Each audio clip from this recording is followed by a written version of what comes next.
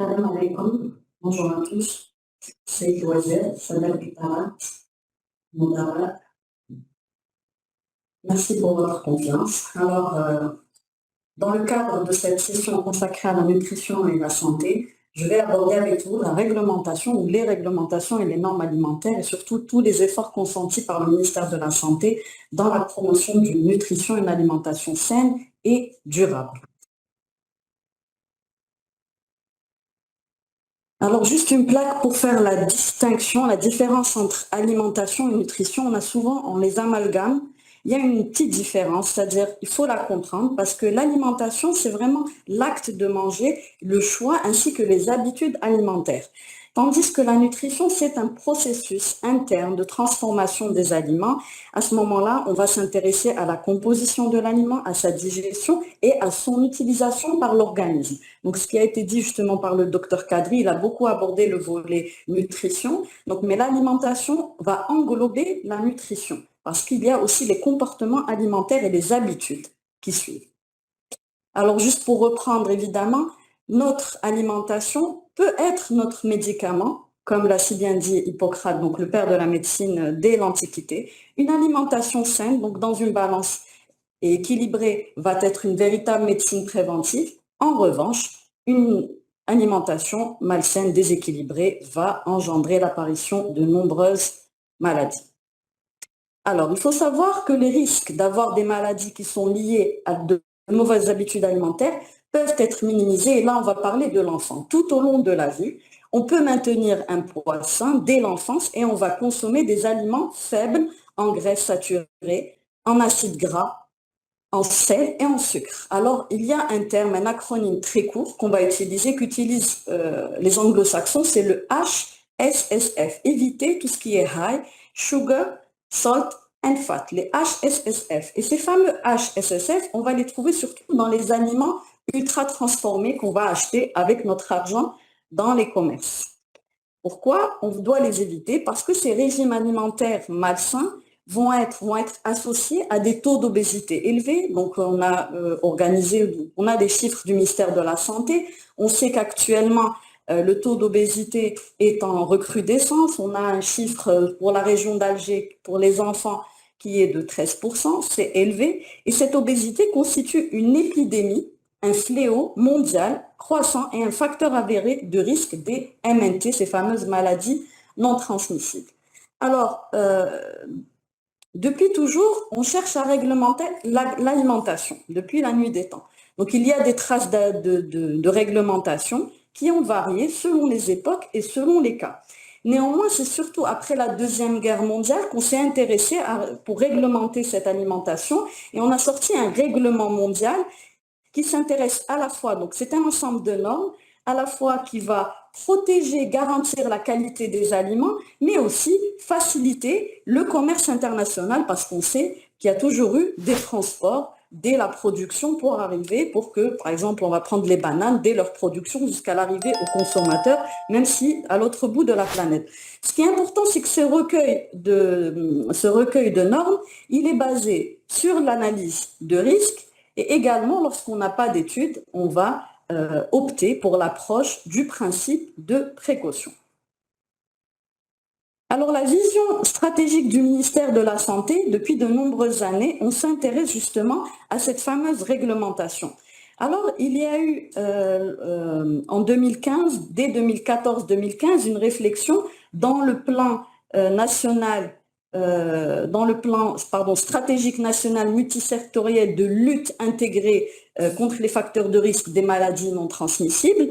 On a pensé justement à l'approche, donc à la mauvaise alimentation comme un facteur de risque très important contre lequel il faut lutter. C'est d'ailleurs le premier axe. Le premier axe de ce plan national des MNT, c'est la promotion de l'alimentation saine.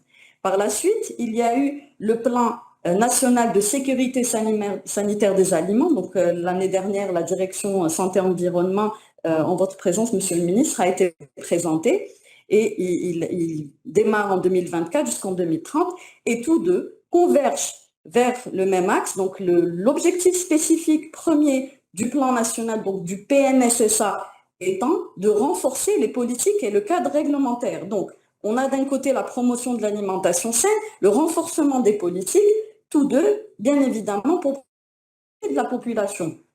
On a aussi la loi sanitaire 1811 qui consacre 3 articles pour la promotion de l'alimentation saine, à savoir l'article 64, 65 et 66. Donc l'État promeut des modes de vie ou des modes de consommation qui vont favoriser une alimentation saine et équilibrée pour la population générale. L'État aussi doit veiller à la mise en place et au respect des normes. Donc là, on va parler des normes alimentaires à travers des programmes d'éducation, d'information, de sensibilisation et de communication. Et enfin, et ce point est très important vu, on en a parlé, on va en reparler encore certainement avec la santé scolaire, l'État prend les mesures nécessaires à tous les niveaux qui vont permettre la prévention de l'obésité au sein de la population générale et plus spécifiquement chez l'enfant. Alors, l'objectif, dans un premier temps, donc on va aller progressivement. Le premier objectif, c'est surtout pour lutter contre la mauvaise alimentation comme un facteur de risque. On a travaillé sur la réduction du sel, du sucre, des acides gras. Bon, là, j'ai précisé trans, saturés en général, donc on a parlé des viandes rouges, trans en particulier parce que ce sont des acides gras que on va retrouver uniquement dans les produits industriels, donc les produits transformés, voire ultra transformés. On est aligné avec les recommandations de l'OMS qui sont agir sur les 3 blancs, les 3 blancs étant le sel, le sucre et le gras. Limiter l'apport énergétique qui vient du gras, on l'a vu, limiter la consommation de sucre libre à 50 grammes, il y a même un objectif à 25 grammes, limiter la consommation de sel à 5 grammes, donc un équivalent de 2 grammes en sodium, évidemment, toujours, une fois qu'on a éliminé les 3 blancs, consommer beaucoup de fruits et légumes. Bon, ça a été largement expliqué. Donc, dans le plan national multisectoriel de lutte contre les facteurs de risque de MNT, donc on parle beaucoup de réglementation. Donc, je vais aller directement à la mesure 28 qui parle de renforcement des textes réglementaires régissant la commercialisation des denrées alimentaires. On va le voir après comme perspective. On a un objectif important qui est de promouvoir une alimentation saine au sein de la population générale. Pourquoi? Parce que, et ça aussi, ça a été vu dans toutes les régions du monde OMS, les déterminants des MNT sont en grande partie les mêmes dans tous les pays. Donc, la fameuse consommation HSSF. Je vais aller directement sur les premiers textes donc, qui sont nés de cette collaboration multisectorielle. Donc, les secteurs, donc c'est la santé, on a travaillé avec le commerce, l'industrie, voilà, j'espère que je n'ai pas oublié les finances. Alors, il y a des textes d'abord horizontaux sur lesquels on ne peut pas passer. Il y a les premiers textes sur les additifs alimentaires de 2012, donc c'est le décret exécutif 12-204, et c'est le premier texte qui donne une première définition des compléments alimentaires. C'est à ce moment-là, c'est les balbutiements, c'est les débuts des compléments alimentaires où on va les définir. Et également, on va parler des fameuses allégations nutritionnelles et les allégations de santé. Ensuite, il y a l'information du consommateur qui a beaucoup aidé à réguler un petit peu le marché. Ensuite, le texte de 2014 sur les contaminants. Donc là, on parle surtout de contaminants chimiques. On n'est pas dans les contaminations microbiologiques. Et ces textes-là, justement, ces 3 textes horizontaux sont un peu le fruit des 2 plans, donc le plan MNT ainsi que le PNSSA. On a ensuite l'AIM qui a découlé donc du décret de l'information du consommateur, et celui-là nous a placé, donc a commencé à nous placer en très bonne position dans la région OMS Afrique, parce qu'on a été parmi les premiers à imposer un étiquetage où on avait toute la composition alimentaire qui était exigée par les industriels. Et en 2020, donc le ministère du Commerce, avec la collaboration, donc on a tous collaboré en intersectoriel, a mis un AIM, donc a arrêté un AIM sur les systèmes HACCP. On a également quelques textes, donc je vais passer parce qu'on n'a pas beaucoup de temps. Donc le ministère de la Santé a collaboré sur les textes relatifs, donc on a réglé tout ce qui était confiture, gelée, cacao, chocolat. Avec l'industrie, on a travaillé sur les jus et les nectars, c'est-à-dire réorganiser les appellations, les différents ingrédients autorisés, les différents additifs qui sont autorisés et les acquis vraiment. Et ça, c'est une fierté de longues heures de travail, de réunions intersectorielles. C'est qu'on a réussi, par exemple, à sortir un AIM sur les laits fermentés où le sucre a été arrêté à 8%. Donc avant, il n'y avait pas de teneur particulière fixée et là, on a fait mieux que certains pays dits développés. Donc on est à 8% de sucre et on ne dépasse pas les 12% en sucre totaux. Pour ce qui est du café, donc le texte de 2017 fixait la teneur en sucre, donc on sait que c'est un problème. Les industriels font une adjonction volontaire de sucre dans le café pour le rendre un peu plus goûteux. Et là, c'est mauvais pour la santé publique parce qu'on sait que plus il y a de sucre et plus il y a la formation d'un contaminant qui est cancérogène, qui est l'acrylamide. Donc là, il y a un projet, on travaille dessus, un projet de décret pour interdire l'adjonction de sucre et pour actualiser aussi les seuils tolérés en matière d'acrylamide. Voilà, on est en train de travailler dessus. Pour les margarines, ça aussi, c'est un accomplissement. Donc, on a fixé dans ce texte-là, on a arrêté les acides gras trans, donc ils sont des acides gras industriels.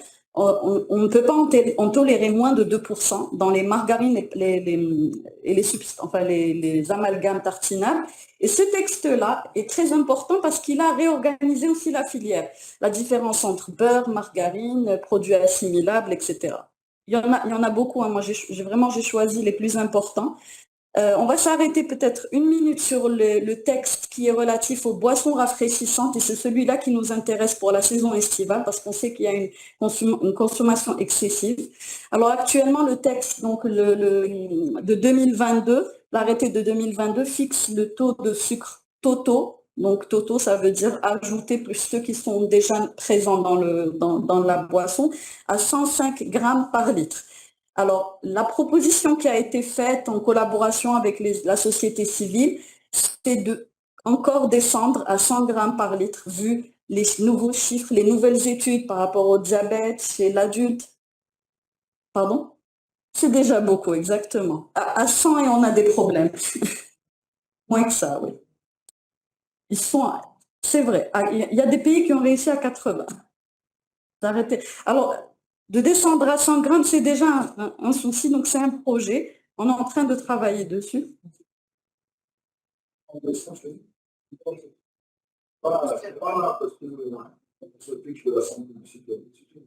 Ouais.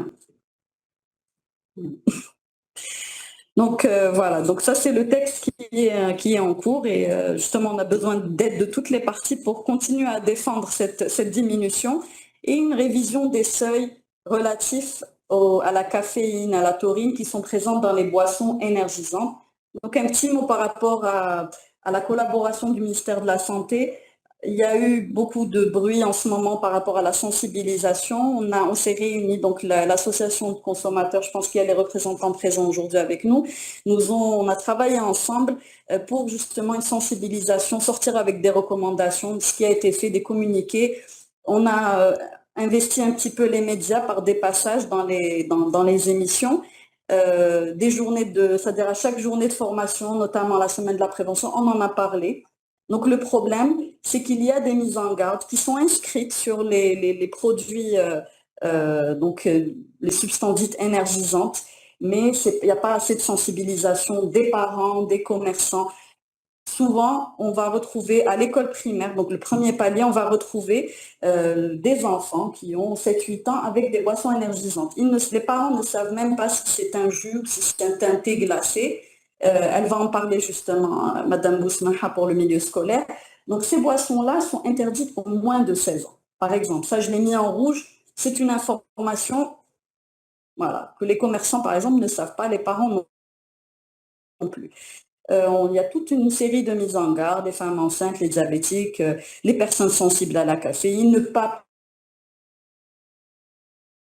pratiquer une activité physique. Donc, certains médecins de santé publique nous ont relaté des arrêts cardiaques excessifs, donc ils dépassent la quantité qui est recommandée, donc c'est 500 millilitres par jour. Ça ne doit pas être mélangé avec de l'alcool, ça aussi c'est écrit et ça se fait malheureusement.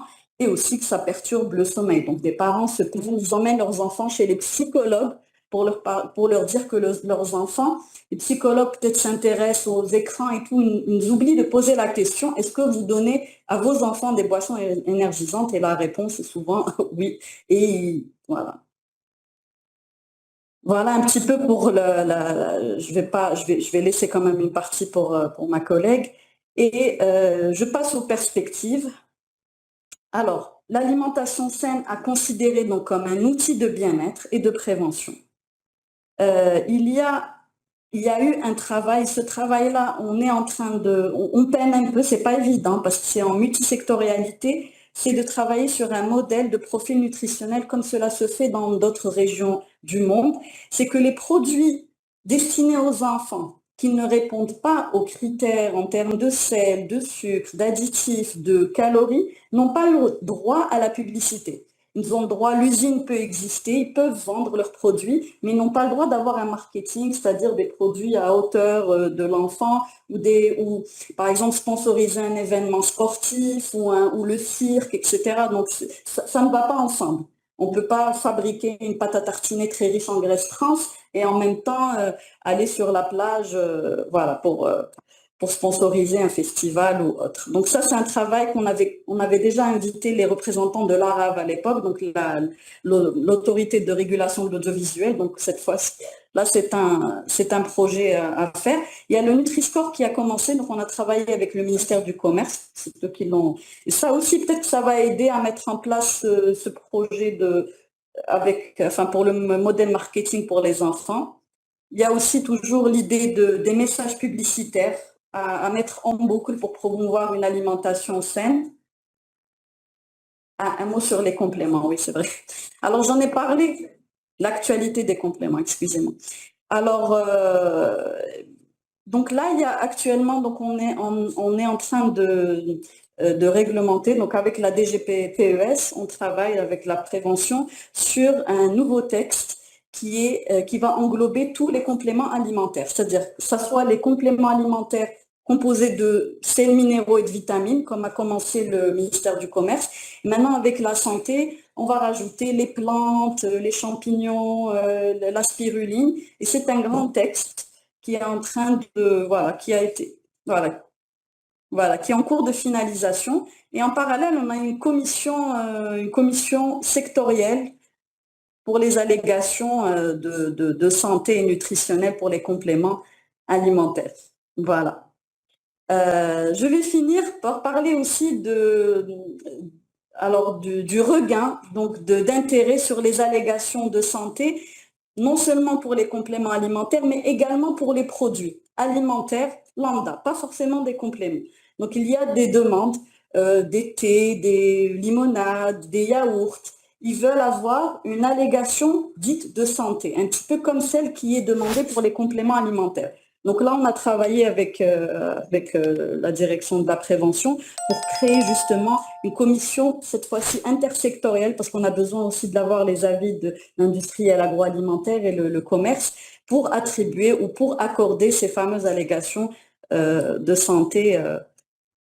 Voilà. Pour finir, puisque dans ma communication, j'avais intitulé une nutrition, une alimentation saine et durable, il faut savoir aussi qu'au niveau de la prévention et tous les bureaux, pas seulement le nôtre, on travaille en collaboration sur tout ce qui est durable, donc des substituts du blé avec le mil, meilleur pour la santé, une valorisation du lait de chamel, des substituts de viande et aussi une valorisation de la date. Alors pour finir, je vais vous parler du guide alimentaire que vous pouvez, donc puisqu'on a les wilayas qui sont avec nous, donc on a élaboré un guide alimentaire et d'hygiène de vie qui a été rédigé essentiellement par le docteur Kadri ici présent, et on peut à la demande le donner à tous ceux qui le souhaitent. Bon, on le fait régulièrement lorsqu'on a des événements relatifs à la prévention. Merci pour votre attention. Donc on est tous des partenaires et voilà, j'espère que notre collaboration va durer.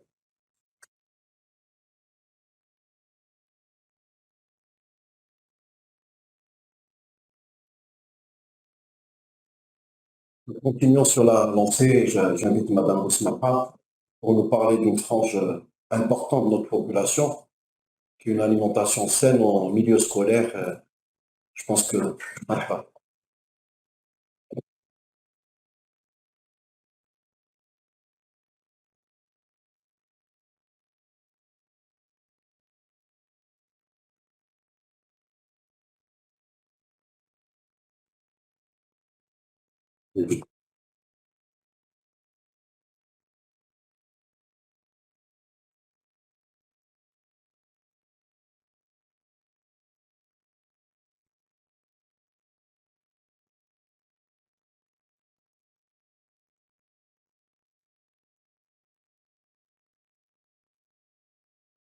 Restez s'il vous plaît à votre place, comme ça on permet à Monsieur le ministre de quitter la salle.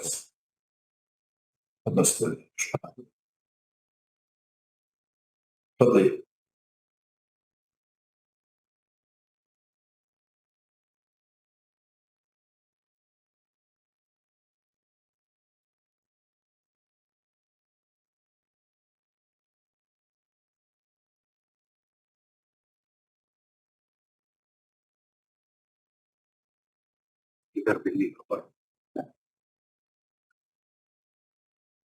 بسم الله الرحمن الرحيم والصلاة والسلام على أشرف المرسلين. Les cadres supérieurs du ministère de la Santé, Mesdames et Messieurs les cadres, les honorables assistances, bonjour.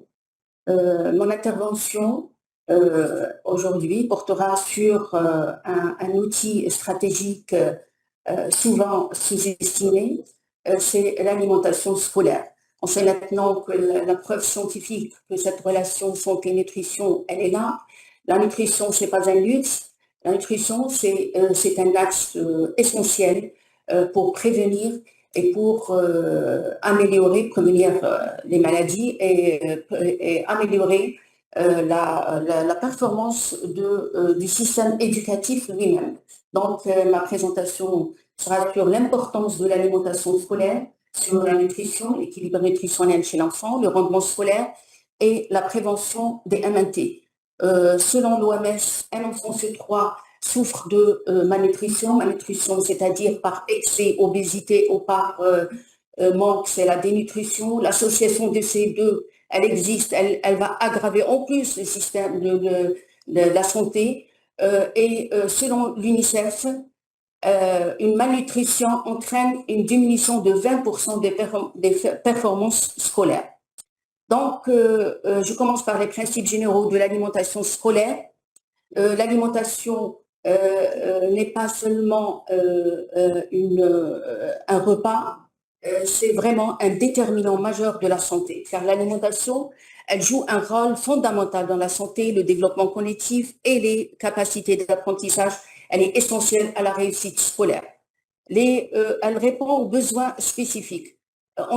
Elle doit répondre aux besoins spécifiques, parce que prendre la nutrition ou l'alimentation d'une façon globale et générale, c'est passer à côté de la réalité, parce que il faut une approche personnalisée et indispensable. Elle est indispensable. Pour qu'il y aura un équilibre, une diversification, les repas doivent être équilibrés, variés, adaptés à l'âge des élèves et à l'activité physique de ces élèves. Donc le rôle, il est central de l'école. L'école, il joue un rôle il intervient en matière il donne de l'alimentation équilibrée à travers les cantines scolaires. Il intervient en matière de santé et d'éducation. Le rôle des cantines scolaires. Les cantines scolaires vont au-delà de simples repas. Elles sont des lieux clés pour la santé publique, le développement économique et la protection de l'environnement. Comment? Elles contribuent à couvrir les besoins nutritionnels des enfants. Elles favorisent aussi de bonnes habitudes alimentaires dès le plus jeune âge. Éducation au goût, les cantines sont des espaces d'éducation au goût, la nutrition et la culture alimentaire. Apprendre ou avoir cette culture alimentaire ou la dimension de culture alimentaire dès le jeune âge et même la dimension religieuse de l'alimentation, c'est très important, parce que ces deux repères, ils vont vraiment ils vont répartir ou vont impacter le choix durable de l'enfant parce que, comme il a dit notre collègue, que le Coran كاين آية اللي تختصر كل هذه وكلوا واشربوا ولا تسرفوا. الرسول صلى الله عليه وسلم يقول السرف هو أكل كل ما نشتهيه. Donc, si l'enfant apprend ça dès le jeune âge, et pour la culture, on a une culture très riche en matière de culinaire. Nous avons vraiment des plats traditionnels qui sont riches, nutritifs, donc il faut les valoriser dans les cantines scolaires, pas seulement le couscous, on a beaucoup de plats traditionnels. Donc c'est le moment de plaisir. Lors de la restauration, les repas est un moment de détente, communication, découvrir le plaisir pour les enfants. Les normes et les qualités, l'hygiène, la sécurité et l'équilibre nutritionnel sont des règles essentielles à respecter et pourquoi pas labelliser nos cantines scolaires. Donc les objectifs des cantines scolaires, c'est la qualité alimentaire, c'est l'équilibre nutritionnel, c'est l'éducation nutritionnelle et c'est la prévention des MNT. Donc les recommandations et les bonnes pratiques, les cantines doivent fournir des aliments de haute qualité, les repas doivent être équilibrés, variés et bien répartis et il est souhaitable de consulter des professionnels de diététique ou de nutrition. Leur expertise est essentielle pour l'élaboration des menus. Le matin, il faut assurer les 20% des recommandations journalières, c'est le petit déjeuner. Une étude américaine qui a montré qu'il y a une amélioration des scores en mathématiques lorsque l'enfant prend le petit-déj équilibré bien sûr, pas de sucre le matin, que ce soit l'enfant ou l'adulte. En principe, c'est se prendre tout ce qui est protéines. Le déjeuner, 40%, qui représente 40%. Les repas de midi est principal apport énergétique. Vous avez remarqué qu'il n'y a pas de collation entre le petit-déj et les déjeuners. Et ce qui se passe dans nos écoles, c'est autre chose. C'est cette collation qui est très, vraiment, qui n'est pas nutritif ni saine. Ce qu'on appelle l'omjaf, les écoles, elle est très sucrée. Après 10 heures, l'enfant, il ne peut pas concentrer avec l'enseignant parce qu'il y a élévation de sucre, automatiquement élévation de l'insuline et puis une hypoglycémie. Donc, l'enfant, après cette collation, ce qu'on appelle l'omjaf, les écoles, c'est vraiment l'enfant, il est déconcentré, déconnecté du cours. Donc, si on a nos collègues de l'éducation, c'est un plaidoyer pour assurer le petit déjeuner aux enfants. 4 heures après le repas, il y a les 10%. C'est un goûter qui doit être équilibré et important pour l'énergie. Par contre, dans nos écoles, on voit l'enfant qui prend le déjeuner à l'école. Une demi-heure après, il prend le déjeuner à la maison. Donc, c'est catastrophique ce qu'on est en train de vivre. Et si on veut vraiment un enfant sain et plus tard un adulte sain, il faut vraiment maîtriser tout ce qui est nutrition et maîtriser l'alimentation. Le soir, c'est 30%, c'est le dîner qui complète la journée. Donc, la promotion de l'alimentation par une éducation et l'éducation nutritionnelle, favoriser la distribution des produits de qualité. Je refais chaque fois parce que c'est très important. Les élèves doivent mieux connaître les filières agricoles et les produits. Les jardins scolaires, ce qu'on appelle les jardins pédagogiques, c'est une expérience qui a été faite en Amérique dans les années 70 pour la ruralisation des écoles et l'enfant a un contact avec le sol. Au niveau en Espagne, c'était une expérience pour diminuer le décrochage, ça donnait ses fruits. Et en Afrique, ils utilisent les jardins scolaires pour les parents agriculteurs, pour les soutenir, c'est sur le plan financier. Ils sont utilisés pour les plantes médicinales. Donc, les jardins scolaires, il faut intégrer les jardins scolaires dans le cursus, les ateliers de cuisine, la dégustation. Concernant les lectures d'étiquetage, enseigner lecture des étiquettes alimentaire dès le primaire. Bien sûr, il faut former d'abord les enseignants, à leur tour, ils vont former les enfants. Les ateliers culinaires, c'est des ateliers qui peuvent que ramener du bénéfique pour l'enfant, pour goûter quelques aliments. Par exemple, le navet. Par exemple, on a le navet qui est très riche en antioxydants. Il n'est pas aimé par les enfants ni par les adultes. Donc, et pour l'approvisionnement local, les cantines scolaires peuvent assurer à travers cet approvisionnement local des produits de saison et durabilité. Prévention des maladies transmissibles. On sait maintenant que la première cause de mortalité actuellement, c'est les maladies non transmissibles. Donc, si on veut vraiment lutter contre les MNT, il faut commencer dès le jeune âge. Parce que l'alimentation moderne contribue à l'augmentation des maladies chroniques. Consommation excessive de lipides, de sucre, de sel, de viande rouge sont des facteurs de risque, et surtout les viandes transformées, ce qu'on appelle chez nous les kashir. Il ne faut pas dépasser les 70 grammes par semaine. Une consommation insuffisante des fruits, des légumes et des fibres en général, il y a un risque du cancer et surtout le cancer colorectal. Donc l'alimentation scolaire est un outil de prévention précoce par réduction des aliments ultra transformés, sucrés et gras. Pour les recommandations claires pour les écoles, interdire tous les distributeurs, parce que ça existe surtout malheureusement dans quelques écoles privées, éliminer les distributeurs automatiques de boissons sucrées, de produits payants, limiter le grignotage, réduire le grignotage et les boissons énergisantes. Parce que, comme elle a déjà parlé, docteur Bensilman, sur l'effet sur la santé, l'effet néfaste sur la santé, allant de l'agitation et de l'hyperactivité et nervosité vers troubles de rythme, les arythmies et les arrêts cardiaques qui sont incriminés dans ces boissons énergisantes. Donc, favoriser l'option saine et suivi l'évaluation à travers l'utilisation des indicateurs comme la croissance, la fréquentation. L'étude brésilienne qui parle que les écoles qui ont des cantines scolaires, ils sont plus fréquentées que les écoles qui n'ont pas, et même concernant l'absentéisme et les résultats scolaires, l'IMC. Les enjeux, défis actuels. L'environnement actuel favorise de mauvais choix alimentaires. Donc l'obésité, le diabète infantile sont des résultats de cette alimentation malsaine ou une malnutrition préoccupante.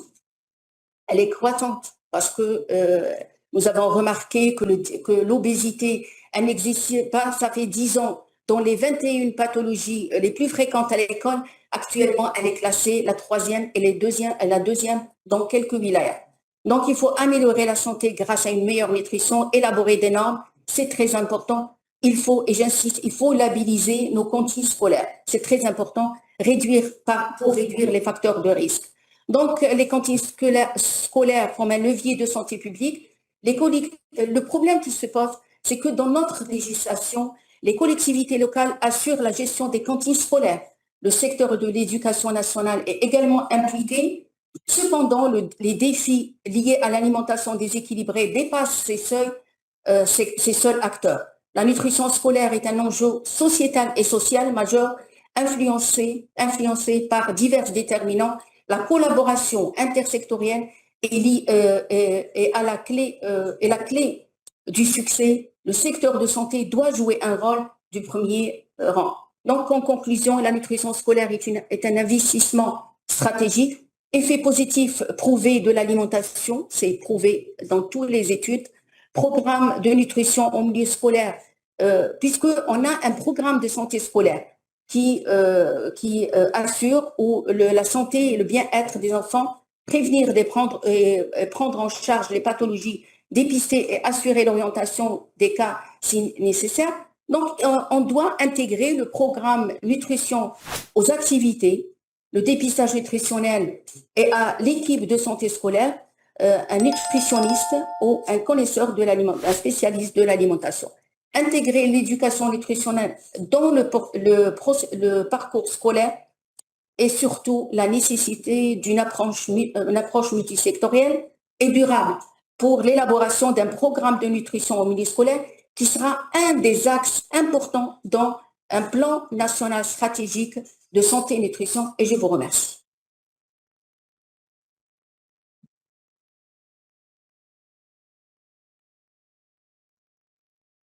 On passe rapidement à la deuxième partie de notre journée, la deuxième thématique concernant les préparatifs pour la saison estivale. J'appelle Madame Bedardine pour l'intitulé concernant le dispositif de prévention sanitaire durant cette saison, comme à l'accoutumée. Faites Madame Bedardine.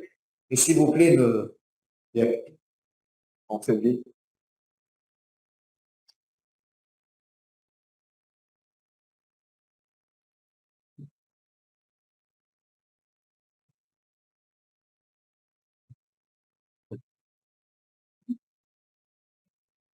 Deuxième.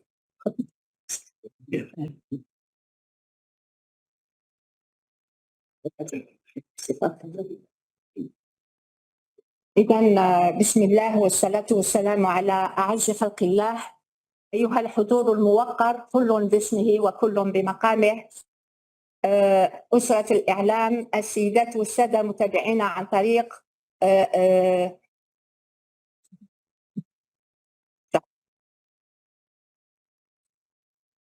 إذا السيدات والسادة متابعينا عن طريق تقنية التحاضر المرئي عن بعد، أحييكم تحية الإسلام والإجلال والإكرام، وسعيدة أنا بحضوري معكم اليوم في هذا اليوم التحسيسي والتوعوي حول موسم الاصطياف الذي يحمل لهذه السنة، سنة 2025، شعار من أجل صيف بدون خطر لنتحلى إذن بالحذر. وعليه وكما تعلمون فإن موسم الاصطياف هو موسم للراحة والاستجمام، موسم للتراخي والتلاقي بامتياز، هو كذلك موسم تكثر فيه الحركة، يكثر فيه النشاط وتكثر فيه التجمعات. فإذا من عدمت فيه بعض الشروط سيما تلك المتعلقة بالنظافة فإن أو بعد التدخلات العوامل الخارجية والغير مرغوب فيها كالحرارة الشديدة مثلا، فإن النعمة قد تنقلب إلى نقمة، وبالتالي تأتي بما لا تشتهيه الأنفس، فتنتشر بذلك بعض الأمراض والأوبئة وبعض الانزعاجات عند المواطنين. لهذا قامت وزارة الصحة بإعداد نظام للوقاية في هذا الموسم. إذا هذا النظام الوقائي ليتماشى مع موسم الاصطياف، وهو في الحقيقة نظام ساري المفعول على طول السنة أو على مدار السنة، إلا أننا نقوم بتحيينه وضبطه وتعزيزه أثناء موسم الاصطياف. وعليه فإن هذا النظام يحتوي على مجموعة من التدابير وعلى مجموعة من الإجراءات التي تدخل في إطار قانوني يحتوي على نصوص كثيرة من القوانين والتعليمات التي نقوم بإصدارها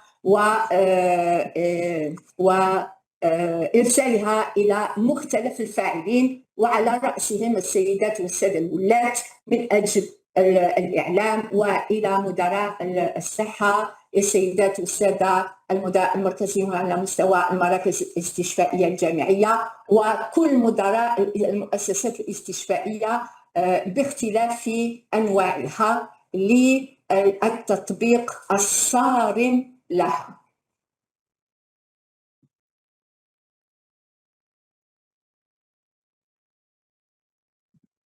إذن كما قلت فإن هذا الجهاز الخاص بالوقاية لموسم الاصطياف الهدف منه هو الوقاية من الأمراض المرتبطة بهذا الموسم أو ذات الطابع الوبائي، مثل التسممات الغذائية الجماعية أي توكسيانفكسيون أليمونتير كوليكتيف، والأمراض المتنقلة عن طريق المياه أو لمالادي ترانسميسيون هيدريك، وهو والهدف منه أيضا هو تعزيز اليقظة عند مختلف القطاعات التي نعمل معها، سيما قطاع الداخلية، قطاع الري، قطاع البيئة، من أجل تكثيف العمل المشترك بين هذه القطاعات والتنسيق بينها. أيضا الهدف منه هو التوعية وتحسيس السكان ودور الجمعيات في التوعية والتدخل الميداني، وكذلك الدور الذي تلعبه أسرة الإعلام في نشر الرسائل الوقائية والتوعوية. فعندما تظهر بعد حالات، في حالة حدوث بعض الظواهر ذات الطابع الوبائي، فإن تعزيز اليقظة هي واجبة، خاصة في مجال المراقبة الوبائية للأمراض الخاضعة للتصريح الإجباري، إطلاق تحقيق وبائي فور ظهور أي ظاهرة قد تحمل طابعا وبائيا من طرف مصالح علم الأوبئة والطب الوقائي، وتعزيز التكفل العلاجي عن طريق توفير الأسرة، دعم الموارد البشرية، الوسائل الوقائية، الأدوية، الكواشف المخبرية، ووسائل التشخيص بالطبع. كذلك وبما أن النظافة العامة والصحة العمومية هما محور أساسي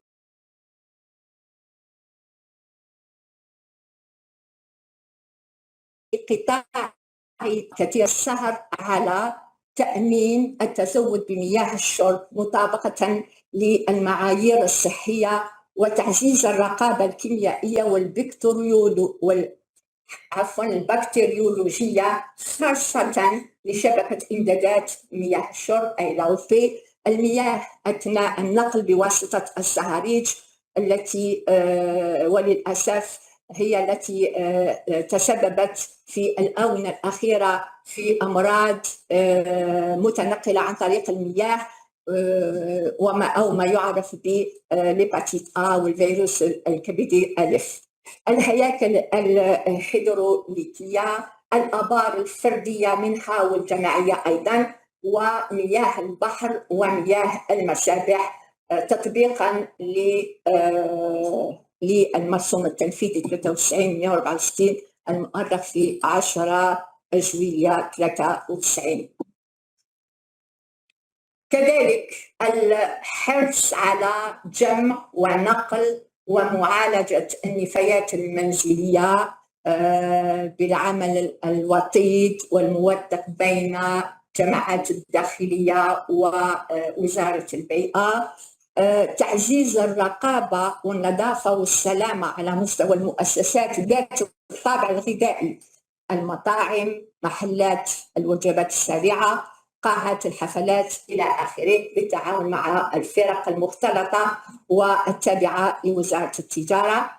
إعادة تنشيط العمل المشترك بين القطاعات واللجان المحلية متعددة القطاعات من أجل مكافحة الأمراض المتنقلة عبر المياه والأغذية من جهة، ومكافحة الأمراض المشتركة بين الإنسان والحيوان من جهة أخرى، وذلك طبقا للتشريعات والتنظيمات المعمول بها، مع التركيز على تعزيز النواقل، الفيروسات المنقولة عبر المفصليات، شيكونغونيا، زيكا، حمى الضنك التي تنتقل عن طريق لدغات البعوض.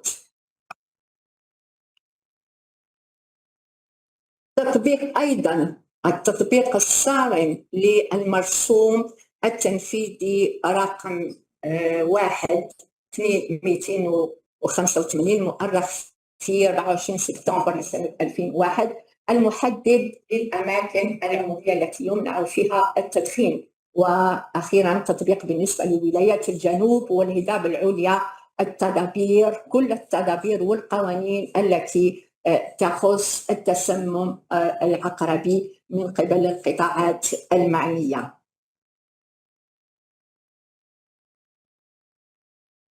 فيما يخص مراقبة مدى مطابقة المنشآت قبل الترخيص بالتجمعات الجماعية كالمخيمات، المراكز الصيفية إلى آخره، فإنه يجب الحرص على توفر مياه الشرب من حيث الجودة والكمية، جمع تصريف النفايات المنزلية والفضلات بطريقة صحية، مطابقة ونظافة المحلات، التجهيزات والعداد المخصص للإطعام الجماعي، ومراقبة التبريد اللازم لضمان احترام سلسلة التبريد الخاصة بحفظ المواد سريعة التلف.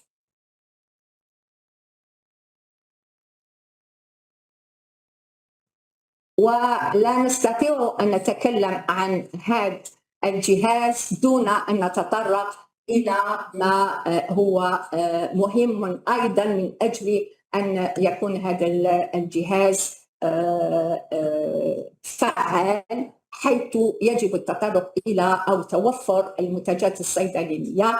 فيجب الحرص على مستوى الهياكل الصحية على الوفرة الدائمة للمنتجات الصيدلانية مع إمكانية تنظيم توزيعها عند الحاجة، خاصة فيما يتعلق باللقاحات بما في ذلك الموجهة إلى الحجاج، الأمصال ضد لسعات العقرب وضد داء الكلب، أملاح الإماعة الفموية والمحاليل الخاصة بالإماعة، أيضا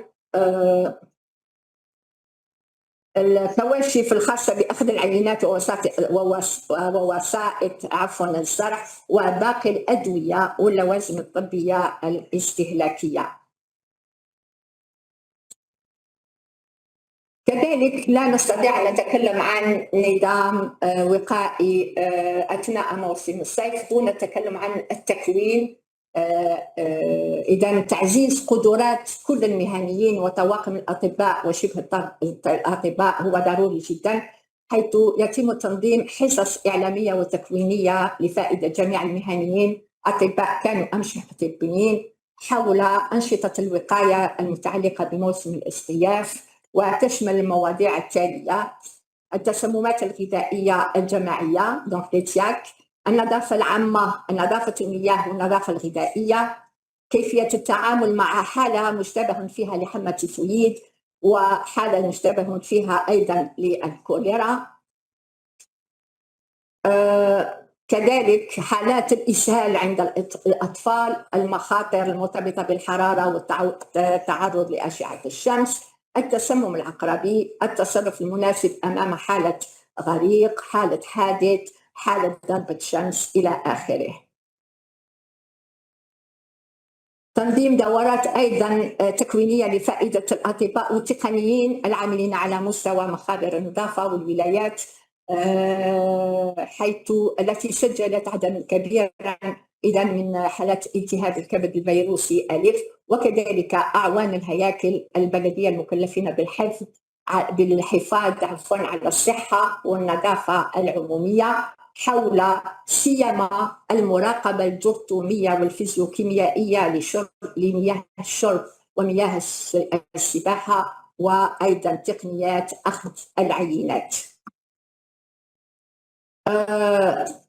هناك أيضا أنفولي جد مهم أيضا فيما يتعلق بالتوعية والتحسيس تحسيس الذي يجب أن يتعين على مصالح علم الأوبئة والطب الوقائي أي السمات التابعين للمؤسسات العمومية للصحة الجوارية، على أخذه بعين الاعتبار وإعداد مخطط تواصل اجتماعي يهدف إلى إعلام وتحسيس سيما المواطنين على الوقاية من هذه الأمراض، وأن تكون هذه الأنشطة الإعلامية منتظمة ومستمرة على طوال موسم الاصطياف، والتعاون مع الجمعيات ووسائل الإعلام المحلية وخاصة الإذاعات المحلية والجهوية.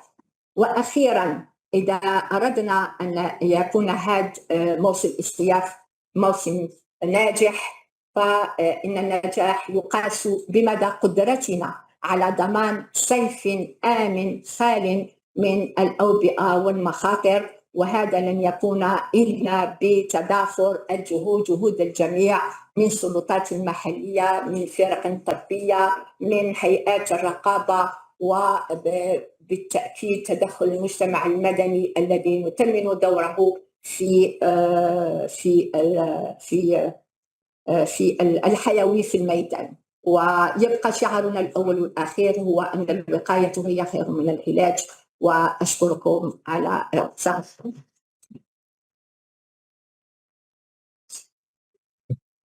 Merci, Madame Tardé. On termine avec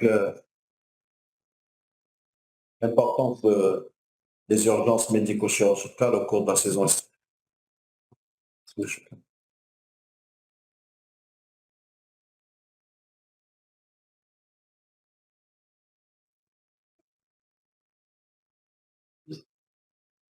Attends.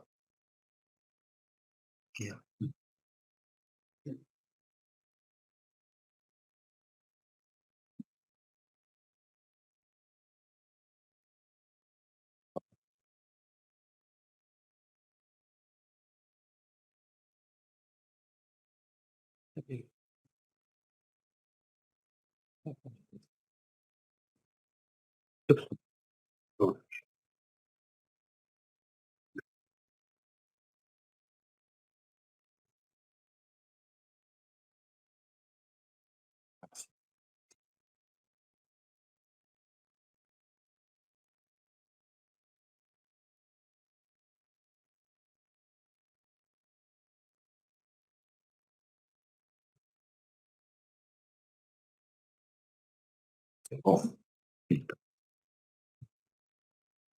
Merci. Bismillahirrahmanirrahim. Salatu wassalam ala ashrafil mursalin. En fait, comme chaque année, à l'accoutumée, on parle toujours de l'organisation des urgences médico-chirurgicales durant la saison estivale pour préparer, et comme l'avait dit Monsieur le ministre, au fait, à partir du moment où nous avons envoyé une instruction, on s'attendait à ce que le 19 juin, qui était le deadline, de recevoir de la part de nos responsables locaux et à l'instar des DSP, des directeurs de la santé de la population, leur plan au niveau de chaque wilaya. Donc nous attendons, je fais un appel maintenant, aujourd'hui, pour accélérer, pour nous mettre au courant par rapport au plan qui a été mis en évidence ou qui a été mis en place, pardon, concernant la prise en charge des urgences médico-chirurgicales au cours de la saison estivale. Donc, il faut savoir que l'instruction que vous voyez, que nous avons envoyée le 11 juin, fait suite à la réunion de coordination en présence de Monsieur le ministre. Donc, nous avons préparé les points concernant la prise en charge et la préparation de la saison estivale en deux parties, comme nous l'avons présenté aujourd'hui. La partie santé et alimentation et les préparatifs pour cette saison estivale que nous espérons être une saison saine et sans souci. Alors, l'image d'hier de ce qui s'est passé est une grande leçon pour la préparation de la saison estivale. Donc, au cours des 5 ou les 4 dernières années, nous avons évolué et nous avons maturé nos instructions. Je rappelle que les instructions que nous sommes en train d'envoyer s'améliorent d'année en année par rapport à l'acquis ou les acquis que nous avons reçus, que nous avons fait au cours de ces 4 dernières années. Et vous allez voir que l'instruction de cette année diffère des autres instructions en raison de ce que nous avons récolté comme souci au cours des saisons estivales précédentes. Donc nous avons envoyé une instruction qui a été suivie aussi par une note. Pourquoi je dis la note? Pour l'implication.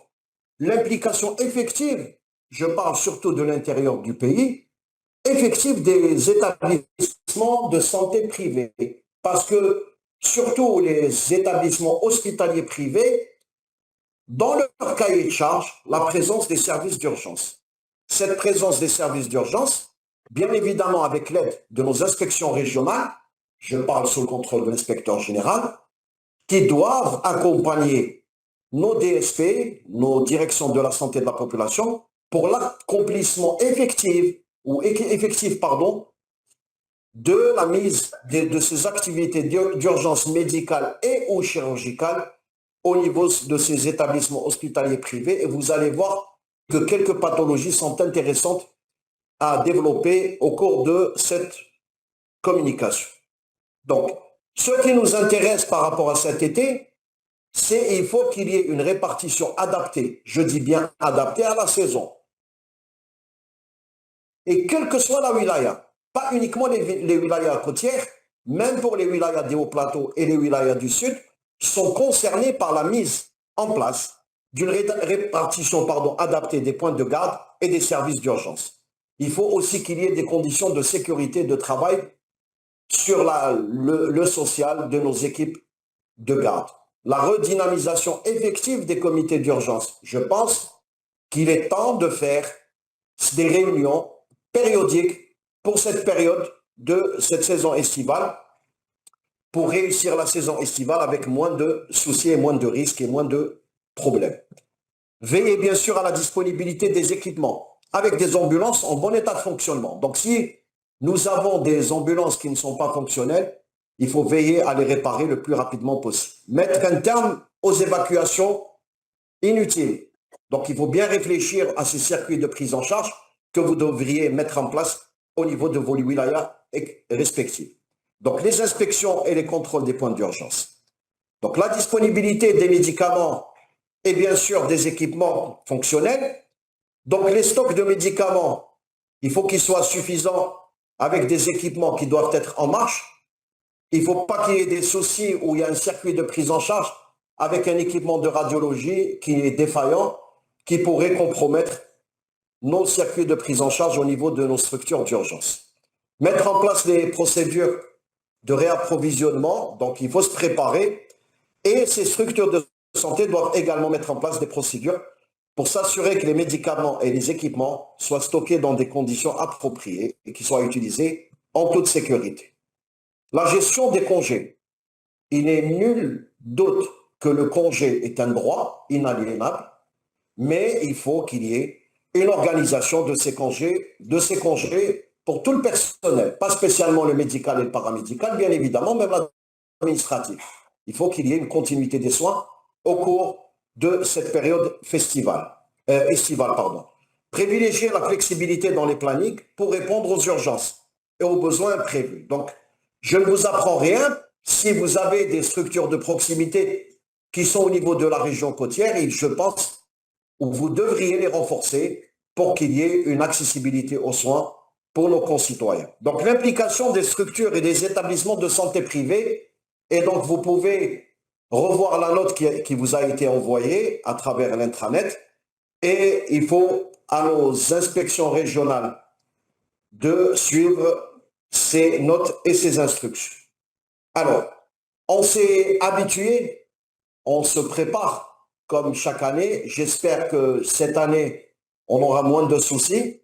Concernant deux grands problèmes. Une problématique, les incendies de forêt. Donc, par rapport à ces incendies de forêt, donc je pense que nous avons acquis une grande expérience. Maintenant, je pense que nos personnels administratifs, médicaux, paramédicaux a une grande expérience dans la gestion de ces incendies de forêt. Donc, il faut rester vigilant. Concernant les accidents, donc c'est vrai qu'au niveau de l'instruction, nous avons surtout parlé ou écrit par rapport aux accidents de la circulation, mais en voyant le souci de ce qui s'est passé hier, donc il faut inclure tous les accidents, y compris les accidents de plongée.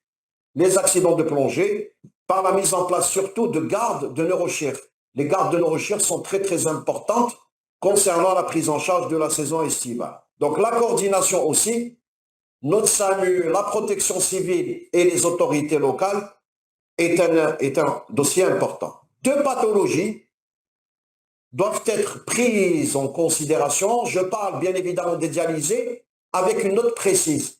La note précise et nous avons discuté au cours de la dernière réunion de coordination, concernant notre Jamia al-Jazairienne Muqima bil-Kharij, il arrive parfois, et c'est un souci majeur, que parfois des insuffisants rénaux, nos compatriotes, ou parfois qui vivent à l'étranger, qui migrent au niveau des pays européens ou autres, sursoient à leur venue au niveau de notre pays en raison du souci des séances de dialyse. Donc, s'il vous plaît, comme chaque année, donc faciliter à nos concitoyens, au niveau du privé, au niveau du public, leur prise en charge pour qu'ils puissent venir passer des vacances avec leur famille. Donc, il faut qu'il y ait une organisation adaptée à la demande. Alors, le deuxième dossier, c'est la femme gestante. Nous avons des conventions au niveau de nos